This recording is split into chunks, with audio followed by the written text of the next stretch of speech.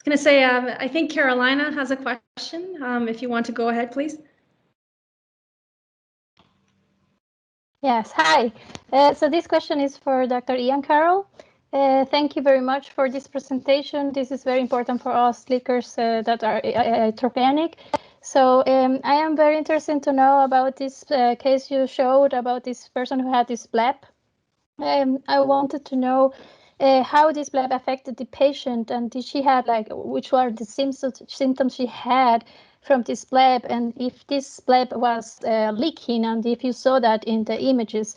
I asked this because this is kind of what happened to me after a bad labor epidural in 2018, which I have, I don't know, this image there. Raise it up a little bit. It's right where my toolbar is. Okay. I don't know. So that's the bleb that left this epidural. Basically, it's just I had 3 blood patches. The third one sent me to high intracranial hypertension for about 1.5 years. And after that, when it was discovered this bleb, I got an infusion test to see if I was in high or low pressure. And this test was done now in June 2020.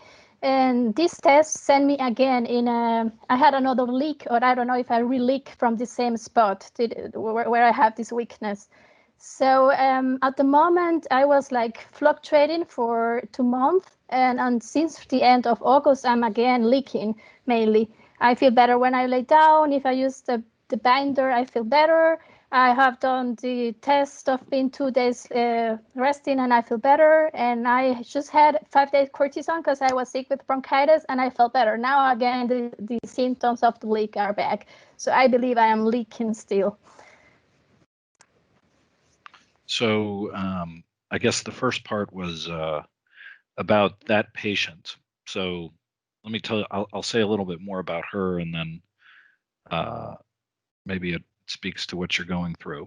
I first met when she was sent to me for a second opinion about her complex regional pain syndrome, and I had offered a number of suggestions about her complex regional pain syndrome. I was on my way out of the room when she said, "That was great. If only you could do something for this nausea I have all of the time." And I stopped and I asked, it's kind of weird because people with CRPS don't really have chronic nausea. I started asking her more about that, and she just assumed that her chronic nausea was so profound. She was vomiting 6 to 9 times a day, had lost 60 pounds in a year. And she was attributing it to her CRPS. And it was only when I went back and dug through her records that I found that she had a known dural puncture with her spinal cord stimulator placement. And then further digging revealed that she had tinnitus and headache. And the headache was a second half of the day headache described by Mokri. As one of the clinical features of a long-term leak. And we blood patched her, and she got better for 3 or 4 weeks, was totally delighted, and then her symptoms recurred. We patched her again. She again got better for 3 or 4 weeks. Her symptoms recurred, and we did a CT myelogram, and the myelogram was read as negative. It did not show that bleb I showed you on the talk. We patched her several more times. I started to get feedback from my colleagues in the pain clinic at Stanford. "Hey, Ian, what are you doing? You keep patching this girl. Have you lost it a little bit? If this was really a leak, she'd be better by now." And I went to one of my neurosurgical colleagues and said, "Hey, listen, we know she had a dural puncture when she had the spinal cord stimulator. Would you just explore that area where they had the known dural puncture?" And he encouraged me to get a repeat CT myelogram, which everyone was a little reluctant to do since she was a young woman and because of the ionizing radiation. And that was when the cut on the CT myelogram just happened to capture that bleb, which was missed, completely absent on the first myelogram. And it speaks to how hard these things are to see. And when you talk to Dr. Shivink or Jürgen Beck or some of the other neurosurgeons, they'll talk about how kind of these things really, they can almost not really appear to be that big at surgery. And I think they're easily missed on imaging.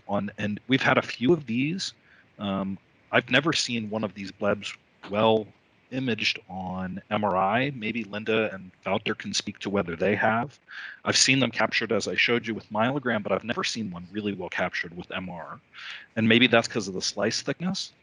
But I think for someone like you, I think the real question becomes, how many times can you patch before you say, this isn't going someplace? And then can you talk a neurosurgeon into exploring that area? I think this is one of the areas where a low volume fibrin glue patch can be helpful, because you don't know where they accidentally durally punctured you. But if you put, 2 cc's at L2-3 on both sides of the midline and you get no better, and then you put 2 cc's of glue on both sides of the midline at L3-4 and you get no better, and then you do it at L4-5 and you're great for 3 weeks, that gives someone like Dr. Shivink an idea. Hey, maybe L3-4 is a reasonable place to explore in someone with this history. So I think there is a place for this idea of a selective fibrin patch to help our neurosurgical colleagues know what to do and where to go, and to give them just that little bit of justification for going in and doing something that might not solely on the imaging be self-evident. And so I guess with that, I'll be quiet and see if Wouter or Linda wanted to chime in on that.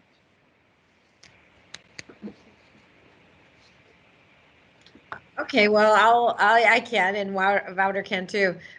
You can see those sometimes on if you put in intrathecal contrast to do an MR myelogram.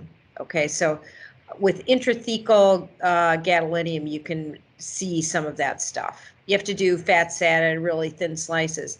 The other thing is I wonder how much her high pressure is contributing to, that whole opening up again. And I think Wouter would be perfect for Wouter to operate on it. I think you just have to really control the high pressure afterwards for some reason her high pressure maybe is keeping it open.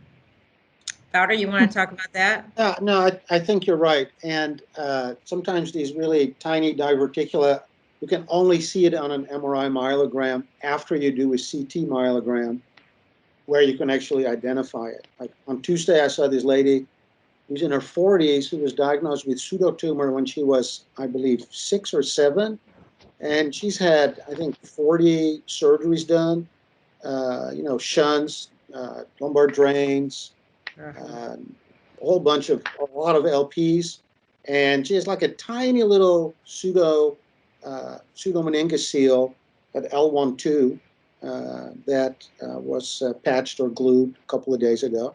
So we'll see how she does. But it is really, really difficult to find on imaging. It's like what Dr. Carroll said.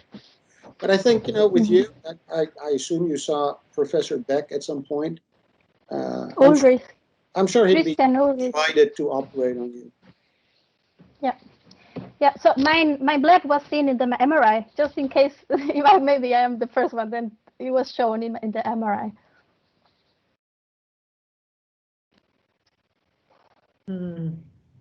Okay. Thank you very much. Okay, so I think the next question, just here in order, is from Kioma. So if you can unmute your mic and go ahead with your question. Hi there. This is for Dr. Schivink, Dr. Carroll, and Dr. Linda Grates about rebound high pressure. So my wife had a leak after an epidural for about 2 years until she got patched, and she's been in rebound high pressure for 8 months now. But I have the impression she's doing worse than she did when she was leaking.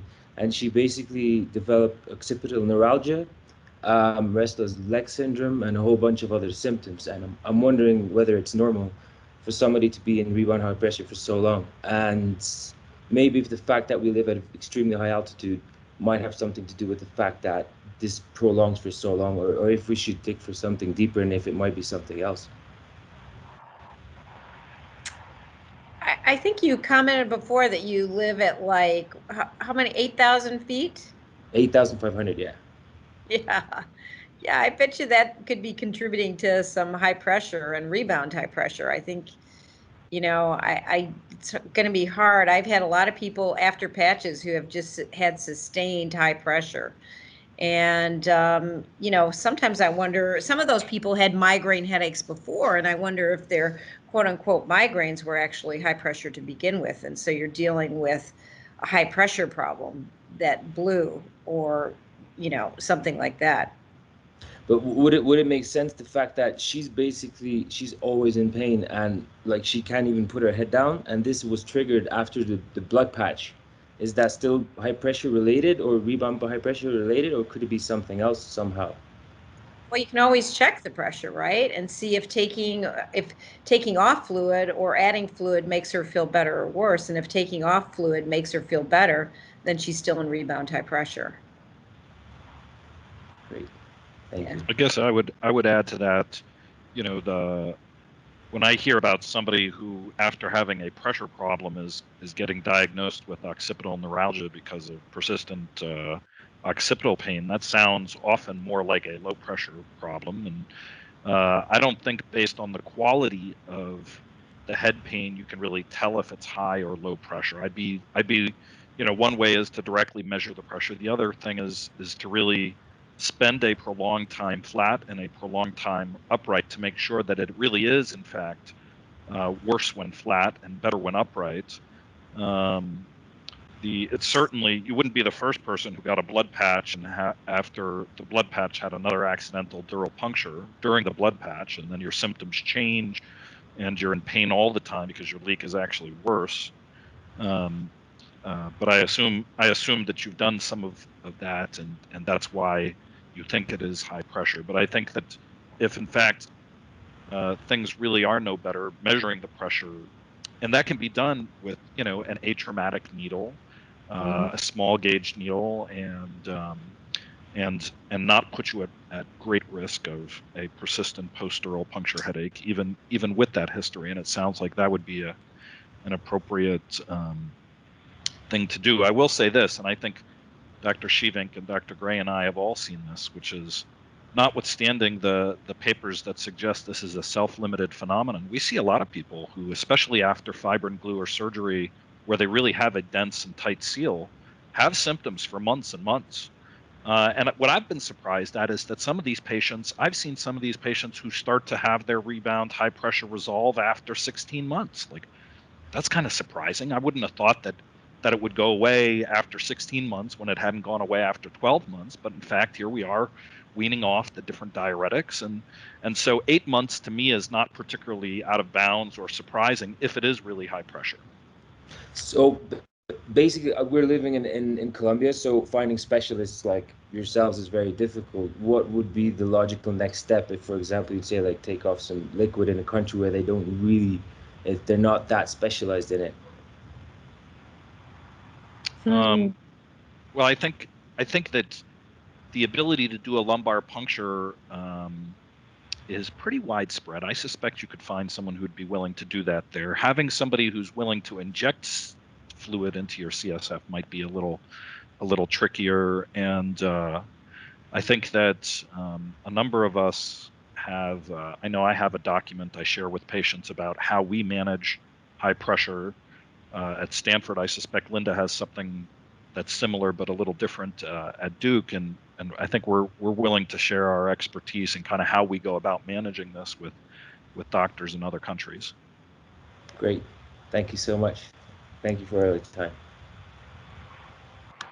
One additional thing I would add is that sometimes if there's significant worsening of headache after a blood patch, you know, the other consideration might be something like venous thrombosis or a blood clot. So doing some repeat imaging is probably reasonable as well, like getting a CT venogram or MR venogram to have a look. Unlikely to be the case, but just another consideration.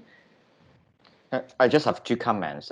So one is somehow, although I don't speak Spanish, I'm in the WhatsApp group with all the Spanish doctors in Colombia. I don't know why they put me there, so I can connect you and talk to them. The second is just a question for Linda Gray, Dr. Gray.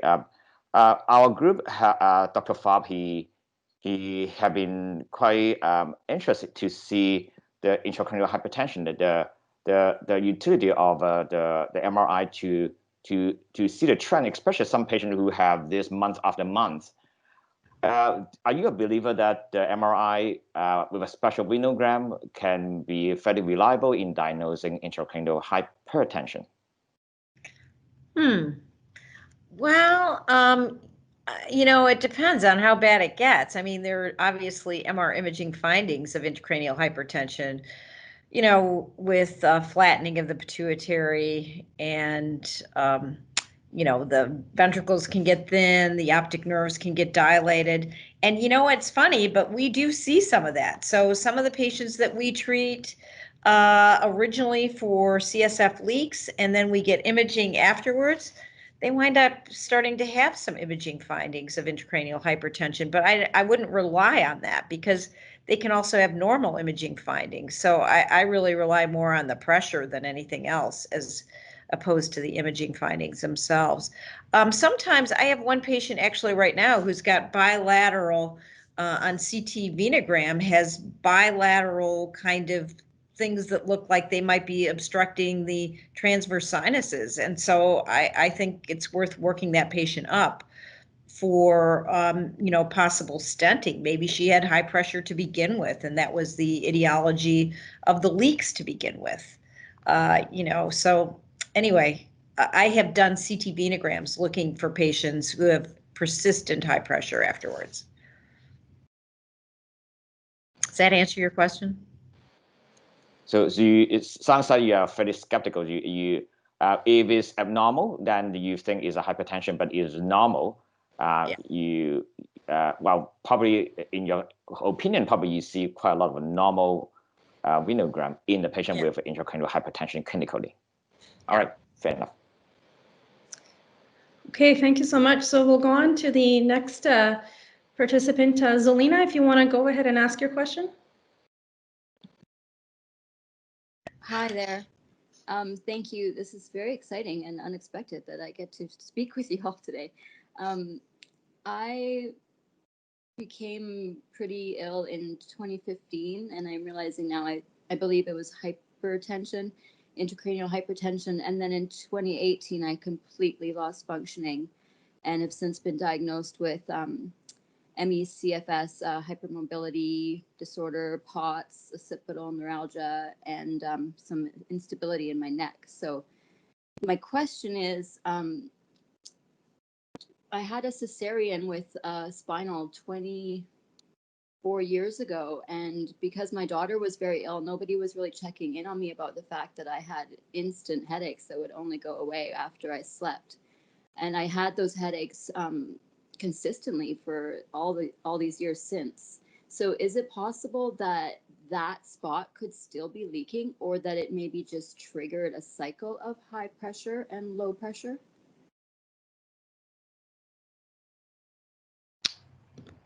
Well, Ian, do you want to take that? Or I think the existence of a new headache that started after you had the needle in your back is suggestive of a post-dural puncture headache at the time. And if you never had resolution of that, it is not impossible for it to still be caused by that. And one of the things that has been on my agenda for a long time is having clinicians out there to look at the overall picture. And when you have someone who has POTS, and the diagnosis of POTS and the diagnosis of occipital neuralgia is suggestive of somebody who might really have intracranial hypotension and should be evaluated for that. And I think realistically, what is the downside of offering you a lumbar epidural blood patch for this?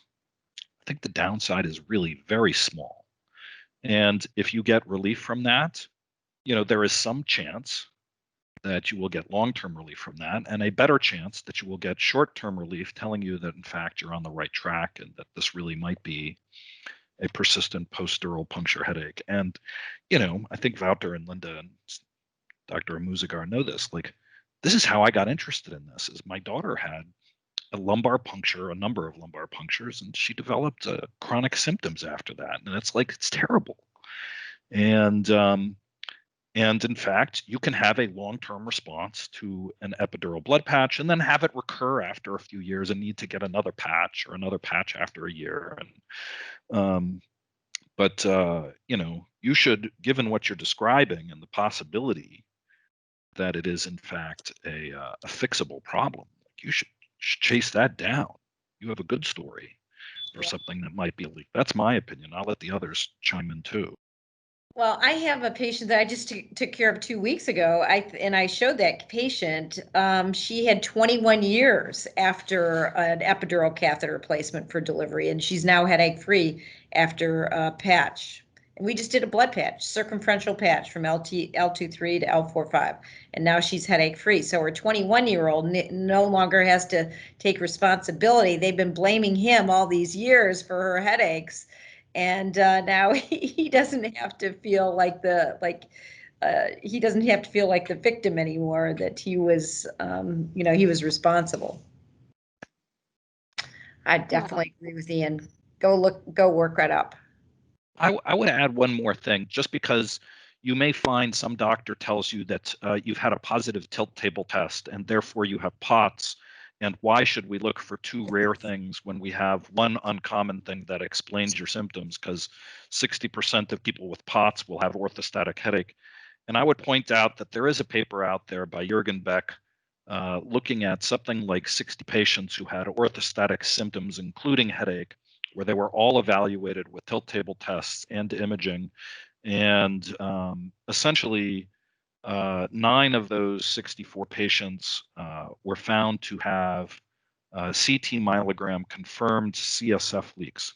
Okay, that's not remarkable. What is remarkable is that of those 9 patients, all of them met criteria for postural tachycardia and POTS, and that their increase in heart rate among those who had positive imaging proving a CSF leak was absolutely identical and no different from the ones whose imaging was negative and met the diagnosis of POTS based on change in orthostatic heart rate. In other words, for at least some people with positive imaging confirmed CSF leaks, postural tachycardia is part of the syndrome and cannot be readily distinguished between the postural tachycardia seen in those people whose imaging is negative. So for some people who have postural tachycardia, it may be that CSF leak is the cause of it, and you should not rely on the presence of postural tachycardia to reassure you in any way that you could not have a leak. So I would throw that in there. I agree. Thank you. I hope I can find a recording of this somewhere to play for my new neurologist, because he's very open to learning, and I hope he can hear what you've had to say. Thank you. Okay, thank you for that. A few more questions. So the next one is from Julia. Julia, if you can please unmute your mic. Hi, yeah, so this is partially been addressed already in the discussions about high pressure and leak, but so I have EDS, and based on like a really profound occipital headache and nausea and vomiting, that was much worse when I was upright, I did get a trial of a blind blood patch and improved dramatically for about a month. So I've had 3 more patches since then with similar improvements, but in retrospect, we realized that I had symptoms of high pressure before all this. So we're wondering if that combined with my connective tissue disorder could mean that that's kind of the etiology of my leak. In that case, I've had negative MRIs so far, or at least local specialists haven't seen anything abnormal in my MRIs of my brain or spine. Would you think it's worth doing continued patching or taking the risk of a dural puncture with a CT myelogram or a digital subtraction myelogram, or would you recommend instead considering addressing sources of high pressure, such as like I only have one transverse sinus, so I know that's something that my neurologist has considered could be contributing to high pressure. And I guess this would be for Dr. Shivink or Dr. Gray, or really anyone who wants to answer it. Well, I think more epidural blood patching, certainly could be useful. As far as whether or not to undergo digital subtraction myelogram, right now the way that we do it, right? So if people have orthostatic headaches and Brain MRI is normal. There's no leak on spine imaging. If there are meningeal diverticula, we do offer DSM. If it's completely normal, we don't currently, just because we cannot do that many a day, except if there's like an outstanding headache doctor who tells us, oh, you know what? It's like Dr. Amoozegar saying, I know this must be a leak, then we'll do it. And the yield is probably dependent on how strongly the headache specialist feels that there's an ongoing CSF leak.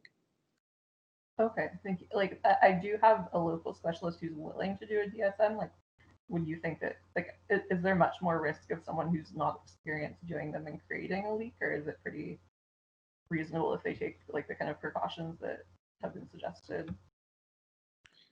Yeah, I think, Dr. Carroll told us about the different needle types. It took us a while to start using Gertie Mark's needles. You can just ask the radiologist, what he or she uses. Most doctors don't like being told what to do, but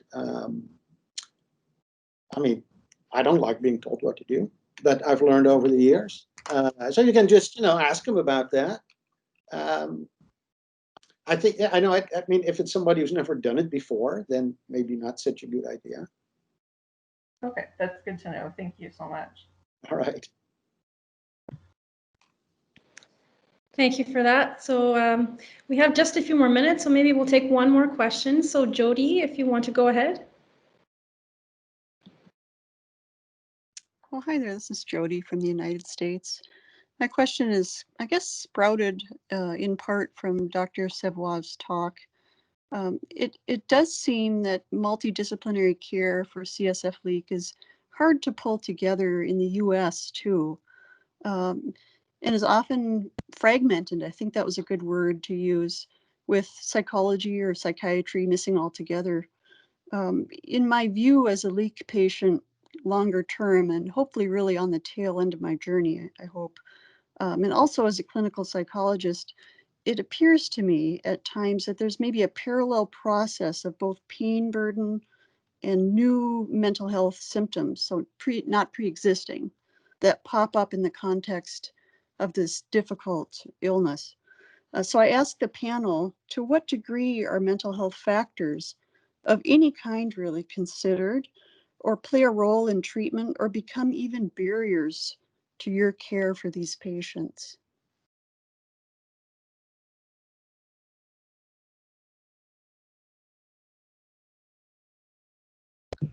I think Linda, you're just I on think your mute, mute is Gray. on. One patient that I have who has frontotemporal dementia, and this is a patient that Wouter and I and Mayo Clinic have all shared. And this patient is very tall, and one of the barriers to really getting him sufficiently evaluated is his mental disorder as a consequence of his dementia. And he overeats. So he's a very tall guy who is severely overweight, which compromises the imaging that you do. And the overeating is a consequence of his frontotemporal dementia. So I've seen people become suicidal as a consequence of even high pressure. And so I think that, the mental disorder can definitely be a consequence of high and low pressure disorders. Just a couple of examples, but yes, I think it can be a big problem. I even send people to psychiatry, actually. I have a guy who had a CSF leak, who was a psychiatrist, and I would send people to him to help them manage the problem. I do think it can be a really serious problem. I think what Judy talked about is not really just a psychological disorder, and basically the headache is a perception of the discomfort. So a lot of time we have a patient who have, say, a leak being glued or sealed.